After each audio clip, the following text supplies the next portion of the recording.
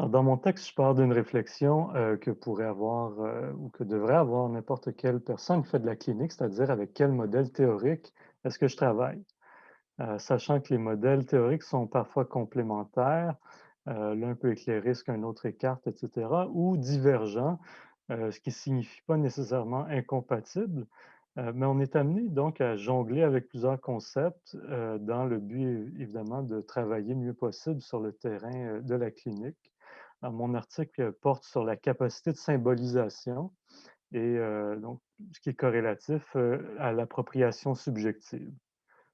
Alors, pouvoir mettre en mots, pouvoir mettre en sens son expérience, donc des sensations, perceptions, émotions, pulsions, des pensées, des fantasmes, pouvoir mettre des mots, du sens sur tout ça, c'est commencer à se l'approprier.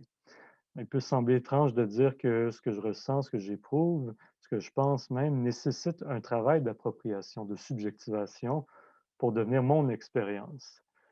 Symboliser, c'est en gros mettre en mots, mettre en sens tous ces éléments de l'expérience, c'est-à-dire en faire des contenus psychiques dans le but de les subjectiver, de les faire siennes, d'en devenir le sujet.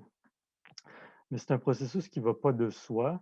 Depuis la toute petite enfance, on développe cette capacité et c'est un travail qui ne se fait pas tout seul. Il nécessite que d'autres sujets, donc les parents, les donneurs de soins, jouent un rôle, celui de symboliser pour le bébé, pour l'enfant, mais aussi de servir éventuellement de modèle pour que l'enfant puisse développer une capacité à symboliser à son tour. Règle générale, l'enfant commence à symboliser avant de parler, mais il sera amené éventuellement à passer par le langage pour le faire. Dans mon texte, je croise deux courants psychanalytiques de manière à conjuguer d'une part la fonction de l'objet réel dans l'environnement primaire de l'enfant, en me basant sur des auteurs comme Bion, Winnicott, André Green, et d'autre part le fait qu'il y ait un autre, avec un grand A, un autre qui est irréductible à toutes ces personnes réelles, un autre qui est le langage, l'inconscient. Donc ces deux courants ont en commun de conceptualiser la capacité de symbolisation à partir d'une clinique des défauts de symbolisation, donc les psychoses, les souffrances narcissiques identitaires, les états non névrotiques, etc. Donc, j'expose en quelques points de repère parmi tous ces modèles théoriques.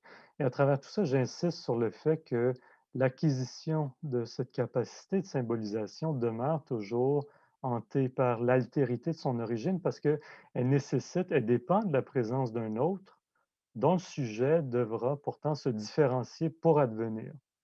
En définitive, symboliser implique donc un héritage de l'autre, un héritage, c'est-à-dire la trace de ce qu'ont été les figures d'altérité dans l'environnement primaire et aussi une reprise subjectivante de cet héritage-là.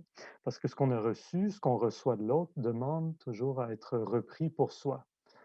Alors, se lancer dans la clinique avec un bricolage de ces modèles théoriques comme base permet, selon moi, d'entendre dans le discours des gens qui nous consultent la confluence de l'autre et de soi dans ce qui constitue leur subjectivité. Et notre rôle, finalement, c'est de les accompagner dans cette reprise ou dans le développement des moyens pour le faire.